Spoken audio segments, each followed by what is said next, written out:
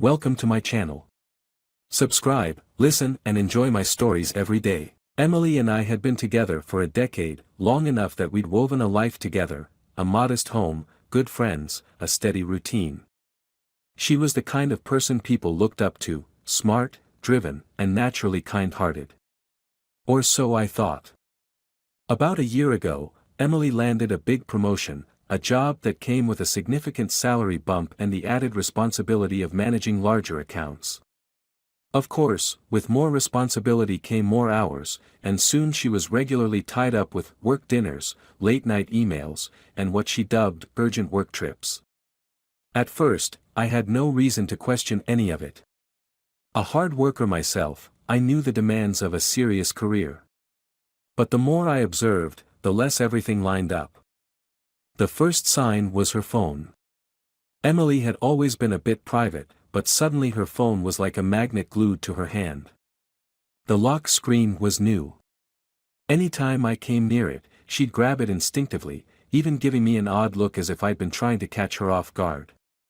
When I asked her if everything was okay, she brushed it off with a laugh and said I was being paranoid. Just work stress, she'd say with a tired smile. It made sense, or, at least, it was enough to keep me from asking too many questions. But then came the subtle transformations. Emily began investing more time and money into her appearance, dressing in a way that seemed over the top for someone who claimed to be meeting clients in hotel conference rooms. She'd buy new outfits under the guise of looking the part for work, claiming she wanted to dress up for some particularly high-profile meetings. She'd return home smelling of expensive perfume, different from the fragrance she normally wore, and would brush off my questions about it. The tipping point arrived on a cold Friday evening. I had planned a quiet night at home with her, even going to the trouble of setting up her favorite meal, complete with wine and candles. But just as I was about to call her to the table, Emily walked in, phone glued to her ear, and quickly hung up with a sigh. She was dressed impeccably, far beyond what her work normally called for on a Friday. "I forgot to tell you," she said, almost too casually. "I have to go out of town tonight for an urgent work meeting. Won't be back until Sunday night, maybe Monday morning."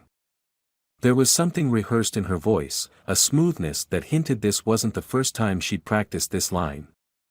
I felt my stomach twist, and I almost asked her to cancel it. But I held back, simply nodding as I took it all in. "No problem," I replied, masking my disappointment. "Work is work."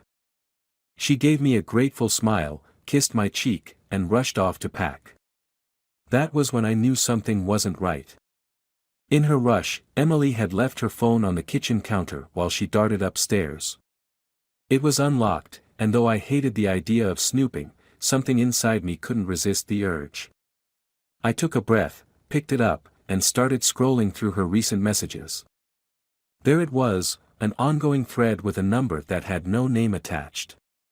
The messages were brief but flirtatious, full of half-sentences that hinted at rendezvous points, miss you, notes, and more innuendo than I could stomach. And worse, the texts weren't limited to tonight's work trip. They went back months. I felt a chill as I read through them, realizing just how many times she'd lied, right under my nose, while claiming to be stressed with work. I put her phone down, staring blankly as she came back down the stairs, suitcase in hand. She picked up her phone without even looking at me, completely unaware that her carefully constructed story had just crumbled. I forced myself to smile as she said goodbye, watching her walk out the door with a spring in her step that was sickeningly out of place for a woman supposedly heading off to a last-minute meeting. That night, I sat alone in the silence, trying to come to terms with the ugly truth. Emily wasn't just distant, she was hiding a part of herself, a part that I had never even seen. The woman I'd thought I'd known so well was living a double life, one that I wasn't a part of. The sense of betrayal was almost overwhelming. And the more I thought about it, the angrier I became. But rather than confront her outright, I decided to play the long game. After all, she didn't know that I knew. And if she was going to betray our life together, I'd make sure it would be her downfall, not mine. The next day, I started planning. Emily thought she could fool me, thought she could keep this other life hidden, but she underestimated me. She may have shattered the trust between us, but I still had my wits, my patience, and now, a growing list of ideas for payback. The more I thought about it, the more certain I became, confronting Emily wasn't going to cut it. I didn't want an argument that could lead to tears, apologies, and her promises to make it right. I didn't want to be the fool who forgave her and spent years looking over his shoulder, wondering if she'd just get better at hiding things next time. No, I wanted her to feel every ounce of betrayal I felt, down to the very last thread that kept us together. Over the next week, I transformed from a loving husband into a silent investigator. I started with her phone bill. Nothing concrete yet, but that same number from her mysterious text messages kept popping up, along with dozens of late-night calls made during her business trips. When I compared the timing, it lined up too well. She'd be calling this person long after her supposed meetings or conferences had ended, even in the middle of the night. And it was always the same area code, one that didn't match her work trips but lined up suspiciously with a city where her old friend Aaron lived. That alone was infuriating. She'd introduced Aaron to me years ago, saying he was an old college buddy who happened to live nearby. We'd even had dinner with him once. A perfectly friendly guy, Aaron was polite, reserved, and made no obvious moves that would make any husband suspicious. But there were red flags I'd missed, her fond smiles, her warm laughter when they talked. I'd chalked it up to the ease of old friends, but now it all felt like a slap in the face. With each discovery, my determination grew. Instead of confronting her right away, I decided to dig deeper. I'd get my proof and, when the time was right, make my move. To keep my thoughts from spiraling, I reached out to an old friend, Greg, who worked for a private investigations firm. I didn't tell him much, just that I suspected Emily was hiding something, and I needed someone discreet to help verify. He set me up with a basic tracking app and a GPS tag I could attach to her car. Nothing extreme, he assured me, just enough to help you know where she's been. Then you can decide what to do from there. The first chance I got, I slipped the GPS tracker into the glove compartment of Emily's car. I knew it wasn't foolproof, but at the very least, I'd get a clear sense of whether her trips were really to her office, or to Aaron's city. The following Friday, Emily announced she had another overnight work trip. This time, I kept my face perfectly neutral as she packed her bags, made her usual excuses, and left the house with barely a goodbye.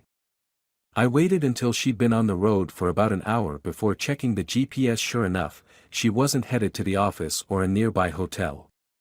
She was driving straight to Aaron's city. For the rest of the weekend, I busied myself with everything but her. I cleaned the house, ran errands, met up with a few friends for beers, and went for a long hike alone. The distance from Emily, and the growing list of her lies, made it clear I was on the right path.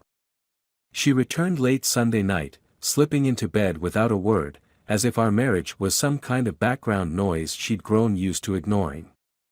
Over the following weeks, I continued to build my case. Greg's tracking tools allowed me to monitor her every move, and each work trip mapped out her exact trail to Aaron's. I was ready to set things in motion, but something stopped me. A nagging voice in my head told me that if I played my cards too soon, I might miss my chance to exact a little more satisfaction from this whole ordeal. Instead, I started leaving subtle hints, tiny signs to keep her on her toes. I'd mention Aaron in passing, making it clear that I remembered our one dinner with him.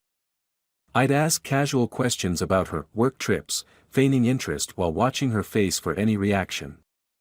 Each time, she'd brush me off, her voice steady, her gaze unwavering. Her confidence that she had me fooled only made me more determined. Then came the night that would start to change everything. We were out to dinner with some friends, a relaxed evening where I kept things light, playing the role of the doting husband. Emily laughed along, looking as if her mind was fully here with us, but I knew it was elsewhere. I could see her checking her phone, glancing at it with a hint of eagerness that I hadn't noticed before. At one point, she excused herself to the restroom, leaving her phone on the table. I had less than a minute, but I unlocked it quickly, finding a message from Aaron. It was nothing explicit, but his words were laced with intimacy and familiarity that made my blood boil. As she returned to the table, I put her phone down and greeted her with a smile, my thoughts racing with the best way to use this new piece of information. The next day, I reached out to Greg again. This time, I asked him for help in a way I hadn't considered before.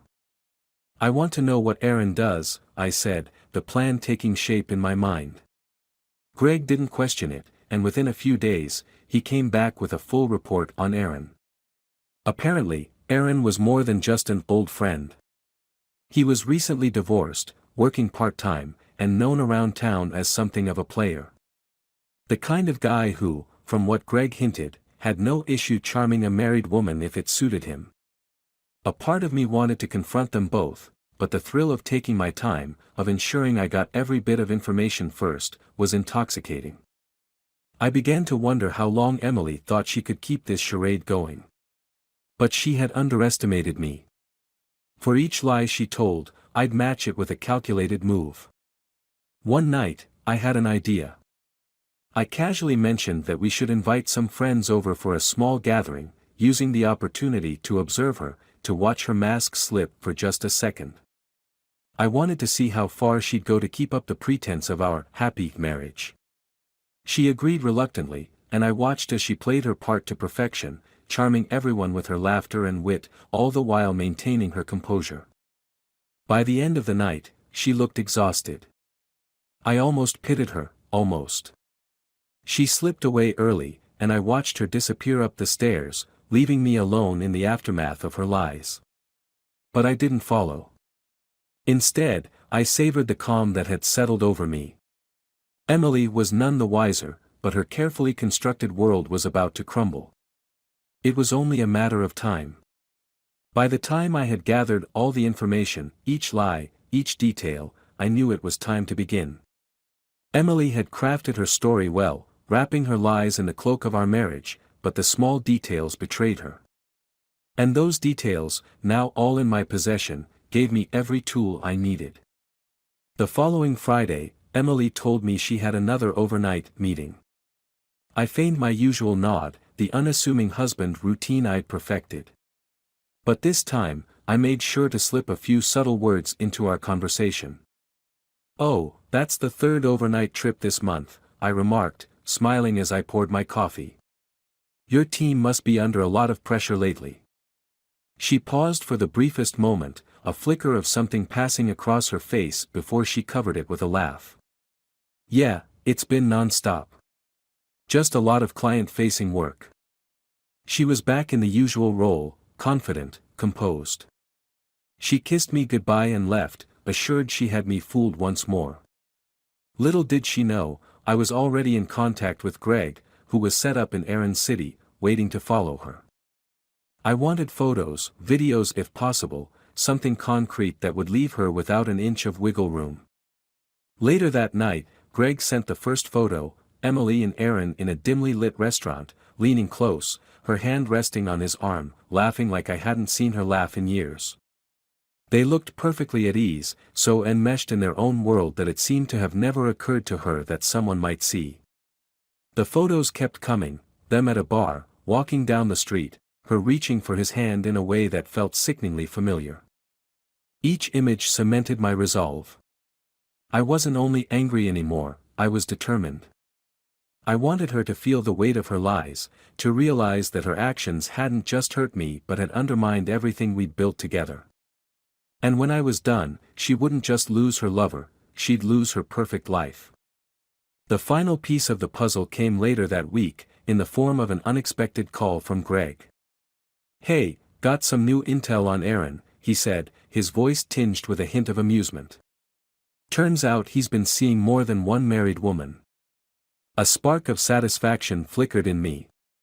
Apparently, Emily's lover was a serial cheater himself, the kind of guy who bounced between women without a second thought. It was almost poetic, really. She'd risked everything for a man who wasn't even serious about her. That night, after dinner, I broached the subject of trust with Emily. I wanted to see if she'd flinch, to see how deep her lies would take her. We were watching a movie, and I waited until she seemed at ease, her guard down, before I spoke. "You know," I said quietly, "it's funny how relationships change over the years. Sometimes you think you know someone, and then, life just throws a curveball." She looked at me, feigning innocence. "What do you mean?" "I mean, people grow. Sometimes in ways we don't expect," I replied, keeping my tone casual. "But I like to believe that trust is everything. That's what keeps a marriage strong, right?" Her expression softened, and she reached over to squeeze my hand. "Of course, it's everything. We've built so much on trust." There was something darkly satisfying in hearing her say those words, so casually, as if she hadn't broken that trust over and over again.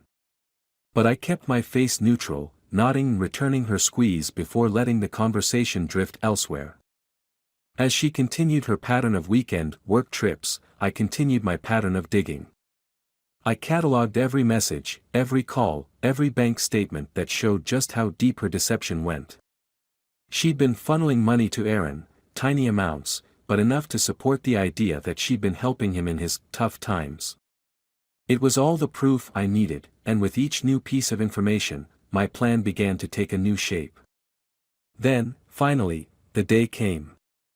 I'd scheduled a small get-together at our house, just a few close friends, a gathering she couldn't easily escape from. She agreed reluctantly, and I knew she'd likely be fuming at having to cancel one of her precious work weekends. But she played along, putting on her perfect wife act, smiling and laughing, all while thinking she'd resume her double life as soon as the party was over. The evening was light, relaxed, full of small talk and laughter. Our friends had no idea about the undercurrents pulsing between us, the silent tension beneath her polite laughter and my steady gaze. But as the night wore on, I saw the cracks forming. I caught her looking at her watch more than once, her impatience barely concealed. When she slipped into the kitchen to check her phone, I followed quietly, standing just out of sight. Her phone was pressed to her ear, and I could hear her muffled voice whispering. "Hey, I can't make it this weekend," she said softly. "I know, I'm sorry." "Yeah, I'll make it up to you." She slipped the phone back into her pocket and turned, only to find me standing there, watching her. She froze, caught off guard, but forced a smile. "Just checking in with a client. Sorry for sneaking off." "Of course," I replied, my tone pleasant. "You work so hard, Emily. I appreciate everything you do." Her smile faltered for just a second, but she quickly recovered, brushing past me to rejoin our guests.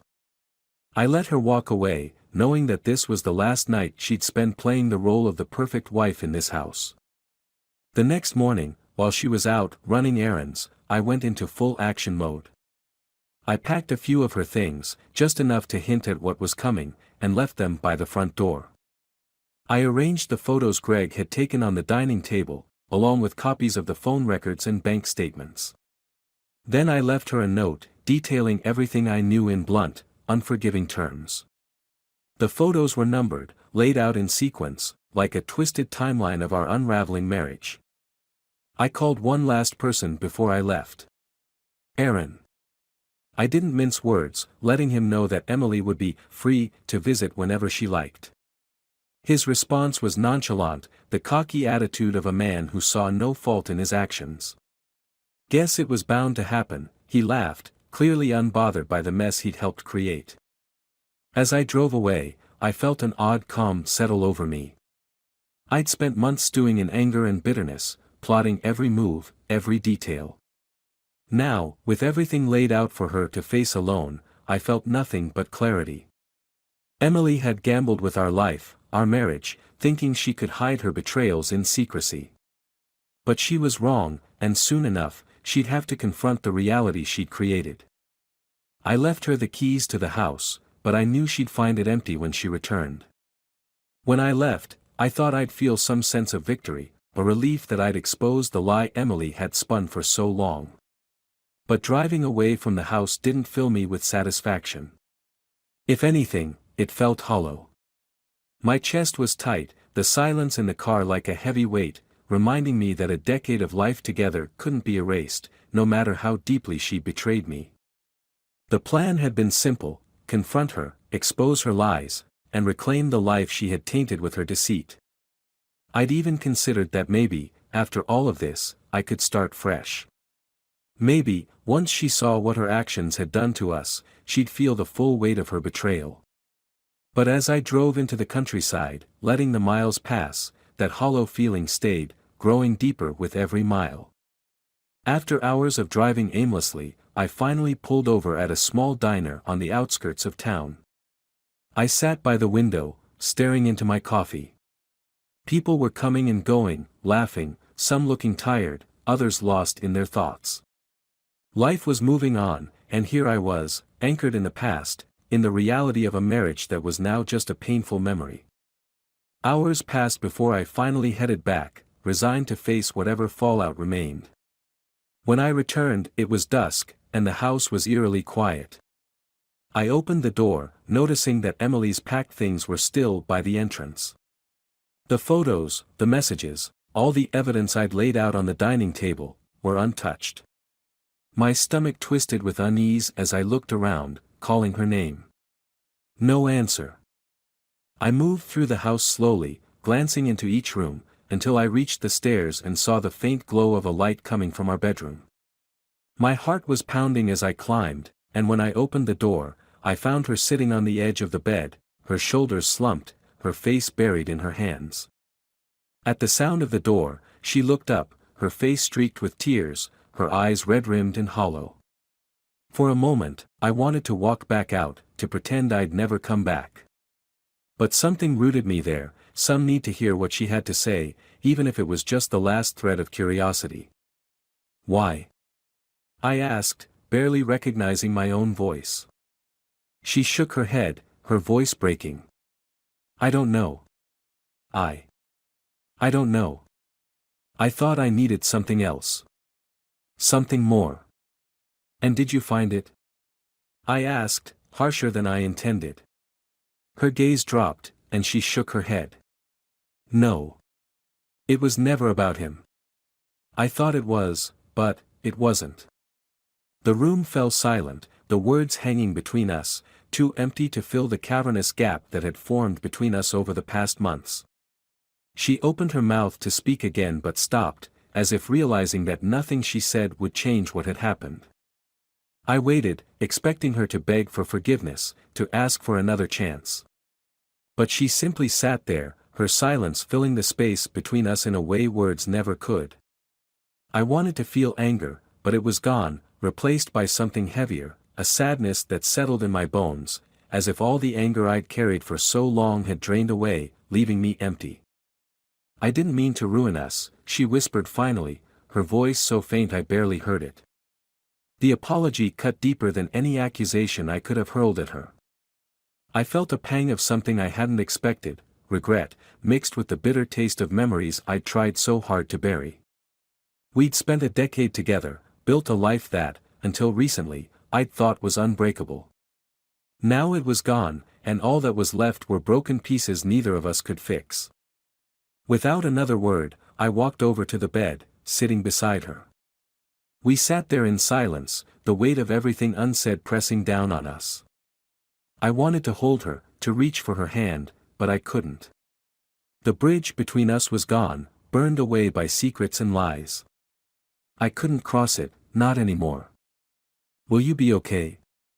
I asked after a long silence.